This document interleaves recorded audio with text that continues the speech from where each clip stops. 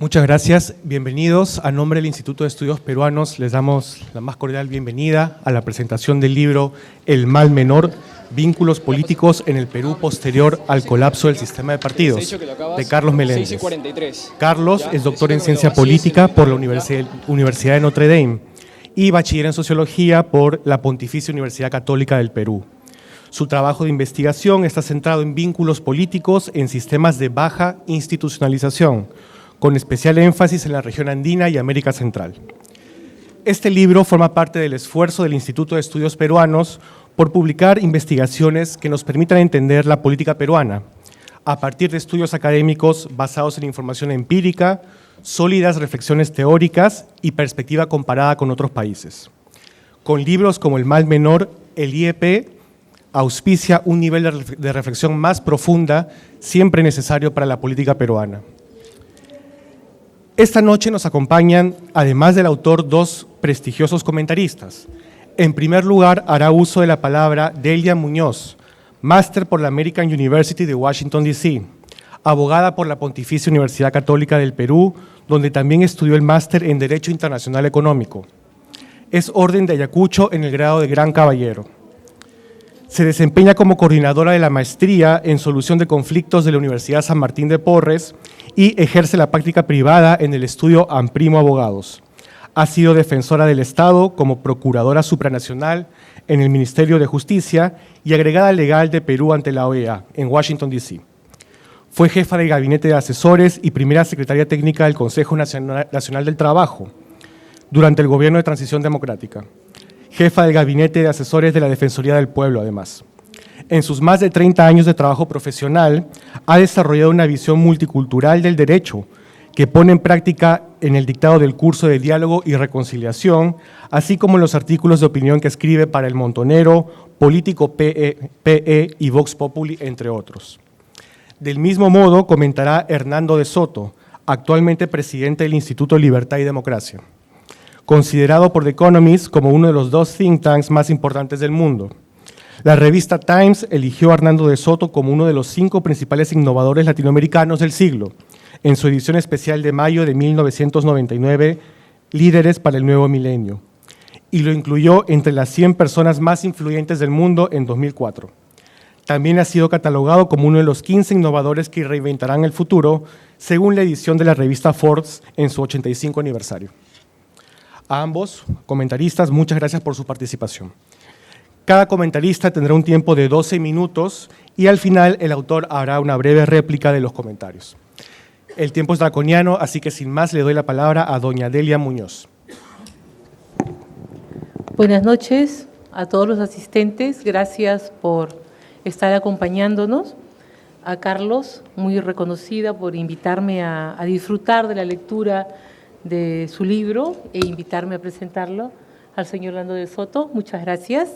Y al IEP por acoger un trabajo tan interesante.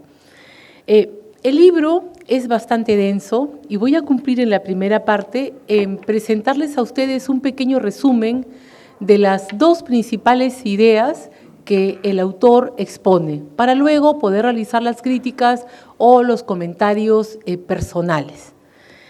Dado de que el libro es un documento de investigación científica que contiene conceptos que han sido utilizados para defender el grado de PhD en la Universidad de Notre Dame en Indiana, Estados Unidos, en consecuencia me parece sumamente relevante tratarlo con seriedad y hice un pequeño esquema de resumen de las ideas a plantear porque hay demasiada información, mucha data que puede realmente el comentario sacarnos de la línea de la presentación esquemática necesaria para poder debatir.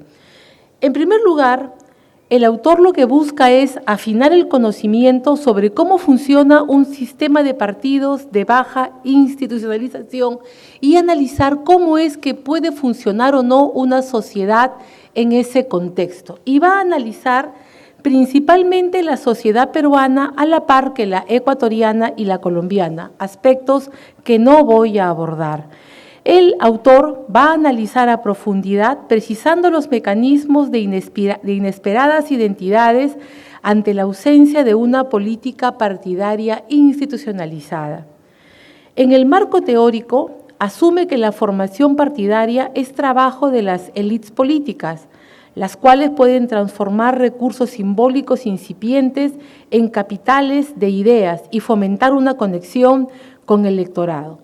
Él señala de que estas dos variables las comprueba en su trabajo y pone mucho énfasis en evaluar lo que ha significado el aprismo y el fujimorismo en el contexto peruano. Entonces, él va, en base a la evidencia que expone a lo largo del libro, data importante de resultados electorales, del INEI, entrevistas que él ha realizado, y va a señalar dos grandes cuestiones en el marco teórico. En el caso del aprismo, la formación de una identidad desde el anti-establishment y su sobrevivencia en el post-colapso partidario van a ser la característica esencial.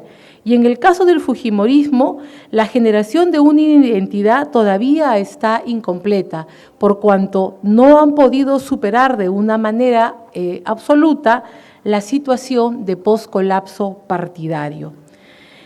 Va a exponer una gran muestra estadística a nivel nacional que le va a permitir analizar las diferencias más importantes en lo que él considera es la existencia del movimiento anti-establishment e ideológico en el Perú. El autor, a lo largo de decenas de páginas, va a ir describiendo cada uno de los diferentes cambios políticos que han venido ocurriendo en un país en germinación, en un país en formación, donde uno encuentra que el gran hilo conector no son las discusiones ideológicas, sino la discusión si estás a favor del establishment o eres una persona que lo critica y por ende va ganando. Hay unos cuadros de sucesión normativa de cómo es que ganan los resultados, la aceptación, los niveles de conexión que suelen alcanzar los líderes de una manera directa con el pueblo, con unos indicativos que llegan en algunos casos hasta el 36%. Todo lo cual le va a permitir a Carlos Meléndez sustentar de que en el caso peruano es posible de que la vida política exista a pesar de que no hay una vida partidaria. Y él sostiene de que esta ausencia de colapso de partidos políticos está plenamente satisfecha por el liderazgo que establecen las personas que se van presentando en cada uno de los más diferentes momentos de los procesos electorales. Y va a anotar dos grandes frases, una de dos líderes apristas, Agustín Mantilla y Alan García, donde lo que revelan es de que el aprismo, dicen, no es una ideología, es un sentimiento, expresa Mantilla, y García lo concluye diciendo, las ideas no se inscriben, no se hipotecan, se sienten, ¿no?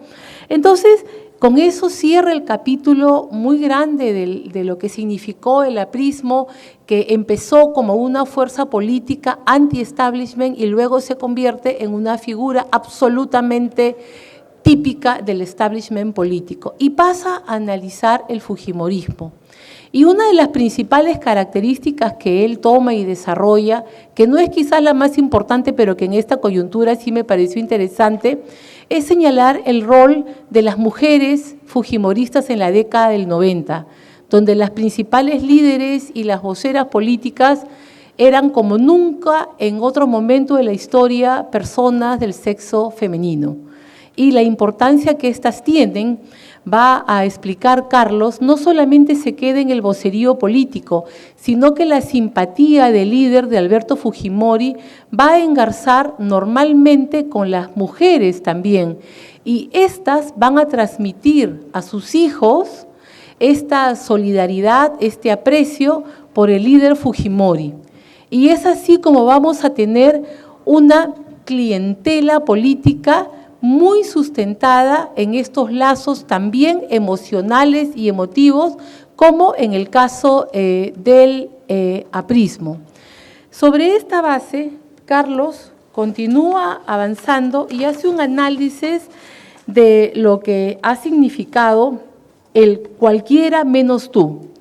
Él esboza de que las identidades negativas en el Perú han sido un péndulo y han permitido ganar a aquellas personas, no por tener una ideología o una propuesta, sino en la frase del cualquiera menos tú. Él va a sustentar de que una identidad negativa política no se siente en un sistema consolidado y podría ser una variable que destruya un sistema político en una sociedad en germinación como la nuestra. Sin embargo, por las especiales características del modelo peruano, colombiano y ecuatoriano, el autor puede concluir de que esta persistencia negativa es una oportunidad para crear movimientos y espacios políticos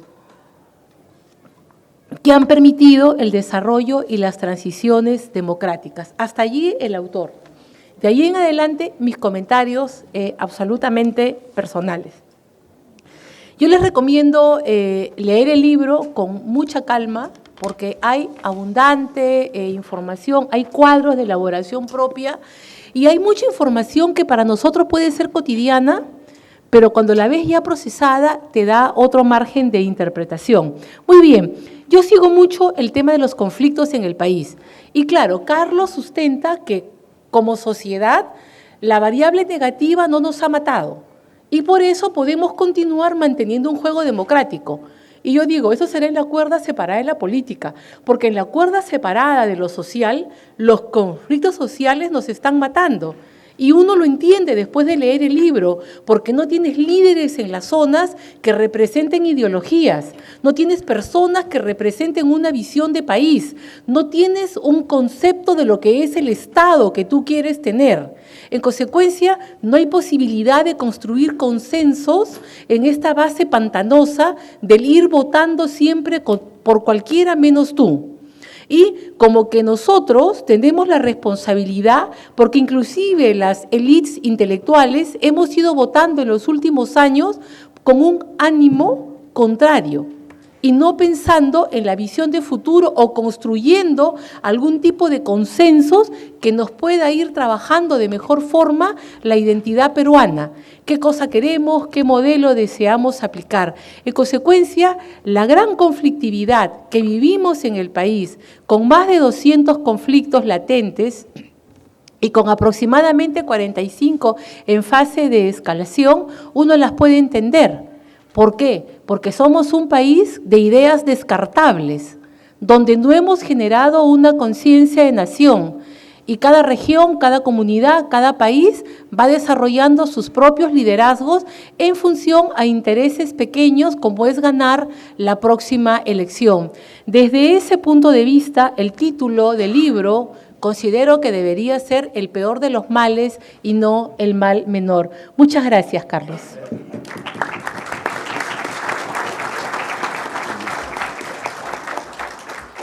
Muchas gracias, señora Delia. Le damos la palabra a don Hernando de Soto. Qué gusto de escuchar a doña Delia en decir algo ordenado, porque yo no soy un académico y no me ordeno, sino en forma más intuitiva. Y gracias por el resumen, por su muy buen resumen, estarás de acuerdo, Carlos. Yo quisiera anteriormente anunciar una parcialidad. Yo soy parcial a favor de Carlos.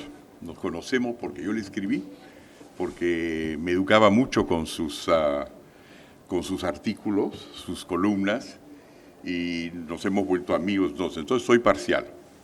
Soy parcial emocionalmente, claro. Intelectualmente tengo sobre todo muchas preguntas. La primera, observaciones y preguntas.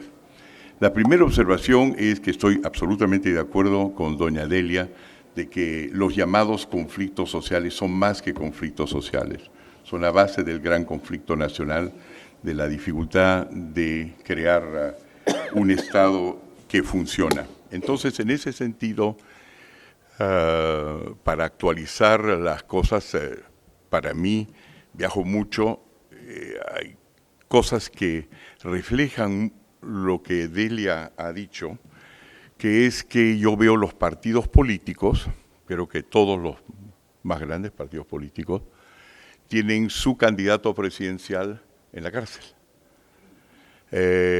o por entrar a la cárcel, o en su residencia, o muerto. Y entonces veo, por otro lado, que se sublevan 270 personas en la comunidad de Fuerabamba y encarcelan a su dirigente, Gregorio Rojas, y a sus 2 abogados, pone presión al Estado y los libera en 8 días. Entonces, efectivamente, las comunidades son más poderosas que los partidos políticos, por lo que yo veo. Y nadie ha protestado. Eso significa, en primer lugar, que los partidos políticos, quizás sin darse cuenta, le han pasado algo que el Estado debería tener en exclusividad, que es la soberanía. La soberanía es el derecho de atribuir derechos de propiedad, entre otras cosas. Y cuando se trata entonces de atribuir derechos de propiedad y decir esta compañía tiene el derecho a explotar el subsuelo, que es propiedad del Estado, en estas condiciones y le doy un monopolio, viene ahora las comunidades y dicen, lo siento, pero no es así, yo no estoy de acuerdo con ese monopolio. Entonces le han trasladado no solamente la propiedad, sino le han trasladado la soberanía a las comunidades. Entonces estamos en vías de retroceso, me parece, obviamente, y creo que eso abona en sentido de lo que ha dicho doña Adel, y por supuesto la tesis básica del libro, que es que estamos en el poscolapso de los partidos políticos. La segunda pregunta bueno, eso en forma de pregunta. ¿Es correcto o no es correcto, Carlos? Segundo, cuando vemos que los índices de popularidad e impopularidad en el Perú tienen a los más bajos a los congresos, es que los peruanos, Carlos, están diciendo no me gusta el legislativo o están diciendo no me gustan los partidos políticos. Porque donde están reflejados todos los partidos políticos en su conjunto es en el Congreso. Y ahí vemos cómo articulan. Y articulan verdaderamente como si fueran partidos de fútbol en algunos casos, ¿no? Cualquiera que sale de un lugar al otro se lo llama tránsfuga, cosa que no ocurre en los países desarrollados. La gente va y está en los partidos que reflejan sus ideales, y si sale de un partido al otro partido es porque ya están en desacuerdo. Aquí se hace todo lo posible por no dejarlos a los parlamentarios a expresarse como deben. Tercer lugar, si uno está tratando de averiguar por qué no funciona la institucionalidad en el Perú, hay que comenzar por los partidos políticos, que como dice Carlos son élites, y tratar de ver cómo las élites van a decidir no tomar decisiones elitistas, o hay que comenzar por plantearse de quizás de más abajo pueden venir las reglas del juego. Y las reglas del juego entonces son más bien quién y cómo se toman las decisiones en el Perú, en lugar de decirle a élites, que sería quizás el primer lugar del mundo donde las élites van a votar a favor de el pueblo en lugar de a favor de sí mismas. Porque es obvio que si tratamos de encontrar un modelo de partidos políticos no lo vamos a conseguir. En el caso de Suiza no hay un presidente, son 7 presidentes y cada uno responde a un partido político distinto.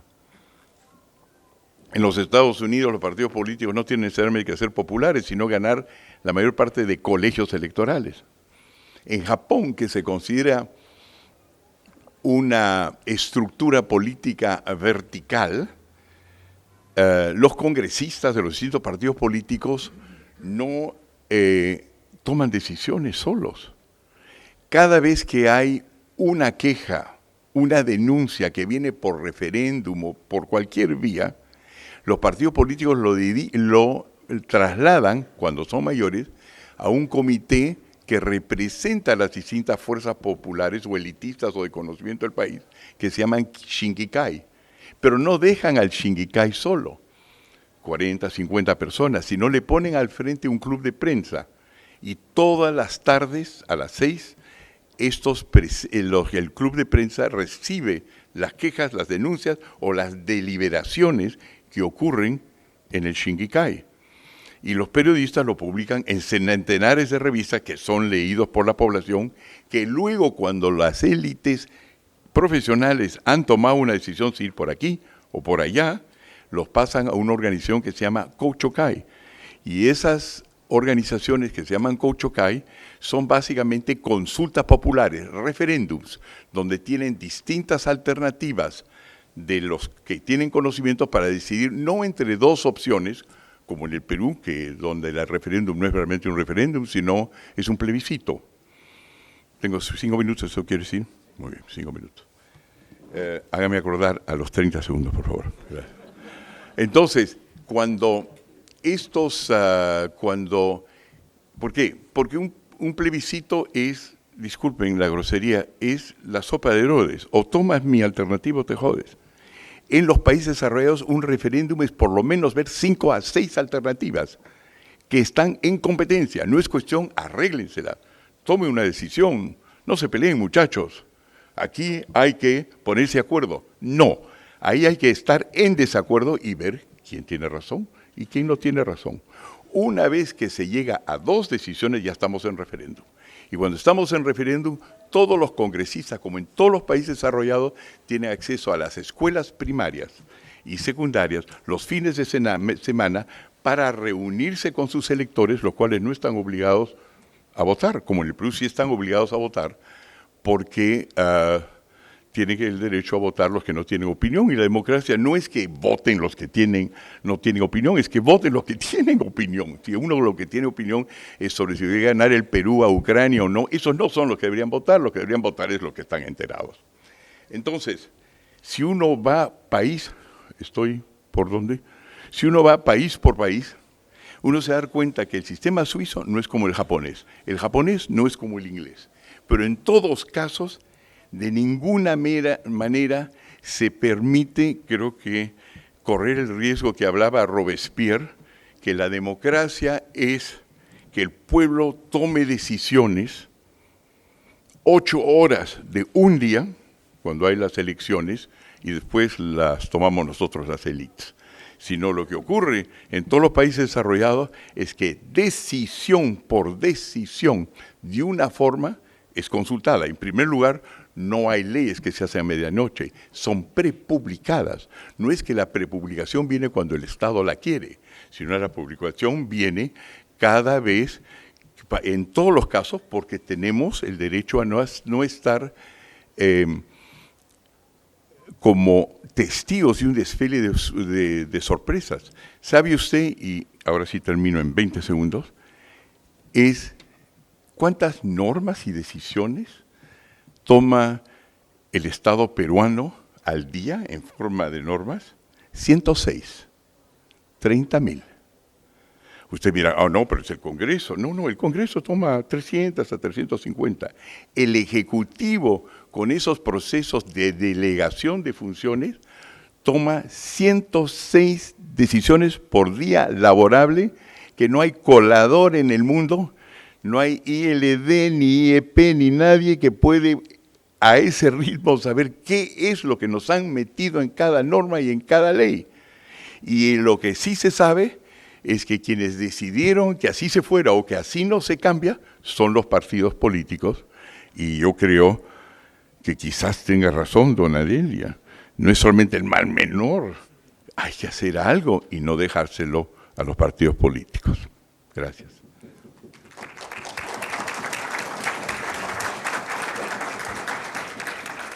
Muchas gracias, señor de Soto. Carlos Meléndez, por 12 minutos.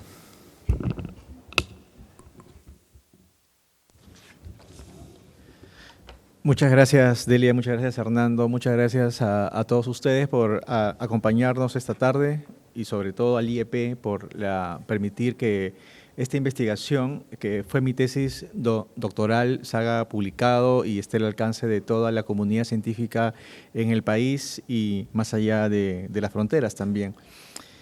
No es casual que cuando planteé la idea de presentar este libro, invitar a tanto a Delia como a Hernando, porque Entre ellos creo que estamos abordando dos de los elefantes en la sala, ¿no? Que es la informalidad y la conflictividad social. O sea, estamos en un país, en una sociedad donde sus entramados sociales son muy débiles, donde la sociedad civil está muy debilitada y por lo tanto donde todo lastimosamente fluye a nivel de los conflictos sociales o a nivel de cómo sacarle la vuelta a la ley. Vivimos una sociedad que bajo esas características no ha logrado procesar sus demandas. Porque una sociedad informalizada y en conflictividad social lo que está diciendo de otra manera es que hay una gran demanda por representación política. Donde cómo representar una sociedad con las estadísticas que ha mencionado Delia de altos niveles de problemas sociales que hay en el país. Entonces, una alternativa, y eso lo ha trabajado bastante Hernando, son con los mecanismos de democracia directa.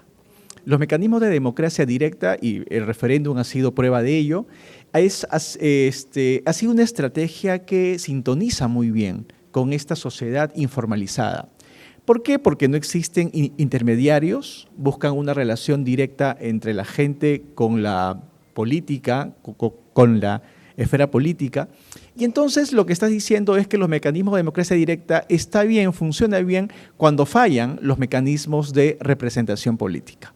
Ok, eso es, pero lastimosamente la democracia no solo está construida en base a instituciones de democracia directa, sino también de representativa. Entonces, ¿cuáles son aquellos mecanismos de democracia representativa que entienden o que deberían canalizar y representar esta sociedad con las características que se han descrito? Los partidos políticos no han logrado cumplir con ese rol. ¿Por qué? Porque la dinámica de los partidos políticos, no solamente en el siglo XX, sino también en el siglo XXI, no ha sido la dinámica de generar vínculos positivos con la ciudadanía, sino ha sido la dinámica precisamente del mal menor. Es decir, donde las identidades negativas son más fuertes y más importantes que las identidades positivas. Es decir, hemos entrado en una dinámica, entre comillas, de representación política, donde son los antis, donde son las animadversiones, donde son el rechazo y la repulsión que causan determinados proyectos políticos, lo que termina reemplazando el rol de representación política que deberían cumplir los partidos ante una sociedad informalizada y en conflictividad social. Es decir, los partidos políticos no han sido capaces de generar vínculos positivos a través de la representación y la canalización de estas demandas, pero sí han logrado representar estos vínculos negativos. Y los vínculos negativos, y eso es lo que trata el libro, mal que bien es un tipo de politización. Lamentablemente, no es una politización que esté necesariamente pensando en un horizonte de largo plazo. Porque cuando una vinculación política está basada en ideologías, está basada en programas o está basada en valores morales, ¿no? Existe la posibilidad de ir construyendo proyectos políticos de largo alcance, en un horizonte largo. Cuando los vínculos políticos están basados en las animadversiones, están basados en el hígado y no en las mentes y en los corazones, lo que tenemos precisamente es este nivel de desafección política. O sea, ¿por qué los presidentes cada vez que van terminando su mandato se van con 10%, 15% de popularidad? ¿Por qué sus partidos políticos ni siquiera logran reelegir una bancada que defienda el legado? Porque simplemente los peruanos no hemos votado por ellos. En realidad han sido resultado de un descarte, ¿no? Entonces, por eso todo este nivel de desafección política se está acumulando precisamente por esta farsa de elegir a representantes políticos cuando en realidad lo que hemos hecho es evitar que otros lleguen a gobernar. Yo estoy de acuerdo con ambos cuando dicen de que efectivamente no es el mal menor, sino aquí hay un mal mayor. Pero el mal menor, lamentablemente, se ha metido en la en las estructuras mentales, en las estructuras del comportamiento, en la estructura no solamente de nuestro comportamiento electoral, sino también en la estructura de nuestro comportamiento político. Lo podemos ver en el Congreso, lo podemos ver en la aprobación presidencial, lo podemos ver en diferentes áreas de la política en el país. El mal menor termina explicando no solamente la política contemporánea, sino también ha explicado mucho de lo que fue el siglo XX peruano. Esta idea surge un poco cuando yo trabajaba en la Comisión de la Verdad, entrevisté a Alfonso Grados Bertorini. Y él me dijo, antes de darte mi testimonio para la comisión, yo quiero que enfatices la siguiente idea. Y es, el gran mal del siglo XX peruano ha sido el antiaprismo. Según Alfonso Grados Bertorini, si el APRA hubiese llegado al poder cuando representaba este mundo anti-establishment, posiblemente el Perú hubiese alcanzado una socialdemocracia. Esta idea, que me la comentó, como les decía, a inicios de una entrevista, cuando yo trabajaba en la Comisión de la Verdad, fue una idea que fue dando vueltas y que terminó precisamente con otras declaraciones de otros políticos, como la de Vargas Llosa, cuando nos puso esta metáfora fatalista de elegir entre el cáncer y el SIDA en las elecciones del 2011, es que comenzaron a dar forma a una investigación. Este libro empieza a trabajarse el año 2011. Fue mi tesis doctoral que la defendí el año 2015. La terminé más o menos el año 2014. Y aquí estamos, si bien me centro en la elección presidencial del año 2011, fui acumulando nueva evidencia. Aquí ustedes van a poder encontrar evidencia estadística, evidencia de grupos focales que hice con dirigentes jóvenes del APRA, con dirigentes jóvenes del Fujimorismo. Entrevisté a muchos líderes políticos y cuando estaba revisando justamente las referencias a las entrevistas que hice, me di cuenta que lamentablemente 5 de mis fuentes que yo entrevisté ya no nos acompañan, ¿no? Y entre esas fuentes que ya no nos acompañan, más que fuente a amigos, yo quisiera mencionar especialmente a Javier Barreda, porque fue una conversación que tuve en el año 2011 con Javier Barreda que surge la idea, una de las ideas fundamentales de cómo medir las identidades políticas. Javier me decía, oye, Carlos, yo quiero saber ¿cuántos apristones hay en el Perú? ¿No? Es decir, que más o menos tenemos una idea de cuántos apristas hay en el Perú, pero no sabemos y nadie ha estudiado el hablando de la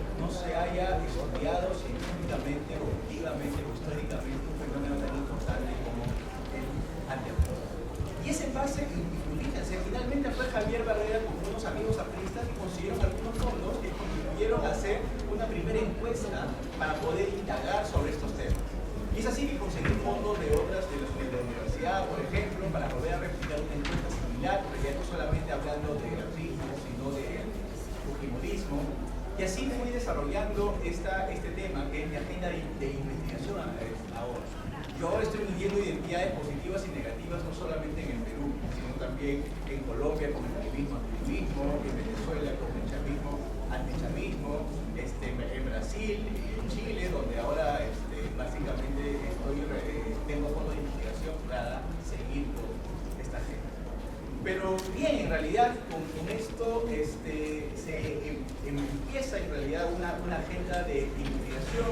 Yo he querido siempre tratar de colocar mis opiniones en base justamente a evidencia empírica. La evidencia empírica no solamente es estadística, es también cualitativa.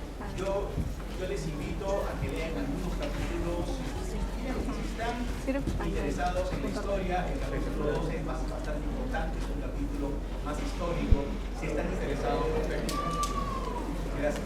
Ahora, si están interesados en la parte más de psicología social, por ejemplo, Los capítulos 3 y los capítulos y el número 4, y si están más interesados en una perspectiva comparada, por ejemplo, el capítulo 5, ¿no? Es decir, podemos encontrar, si bien es cierto, es un trabajo de ciencia política y el marco teórico es bastante de la jerga de la ciencia política que se ve en el capítulo 1, yo trato de hacer un trabajo bastante multidisciplinario y dialogo con otras especialidades como la historia, como la psicología, como la sociología, obviamente. Sí, gracias. Para terminar, lo único que me queda es, como ustedes saben, un trabajo académico de varios años implica muchos agradecimientos. No los voy a decir ahora por la falta de tiempo, no voy a decir a todos. En la introducción figuran todos ellos, pero sí la dedicatoria va muy especial a mis padres. Ellos fueron los que me han alentado siempre a hacer un trabajo, a seguir progresando en mi carrera educativa. Y yo creo que el doctorado fue siempre un horizonte que ellos me lo pusieron desde el inicio. Mi papá acaba de cumplir 80 años, la edad de PPK y la edad de Temer. No sé a quién de los dos se parece más. Y nada, este libro va dedicado a ellos y muchas gracias a ustedes por haberme acompañado. Gracias Hernando, gracias Delia y gracias al IEP también.